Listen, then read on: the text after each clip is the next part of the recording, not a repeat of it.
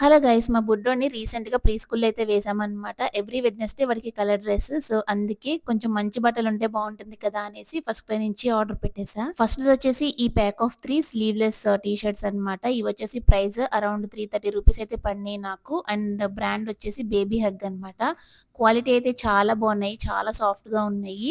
Size కొద్దిగా పెద్దదయిపోయిందనమాట. అందుకే exchange అయితే పెట్టేసాను. నెక్స్ట్ వచ్చేసి T shirt and short sets అయితే ఆర్డర్ పెట్టాననమాట. ప్రైస్ వచ్చేసి చాలా చాలా రీజనబుల్. జస్ట్ 185 రూపీస్‌కి వచ్చేసినియి. ఒక సెట్ వచ్చేసి T shirt and short set అనమాట.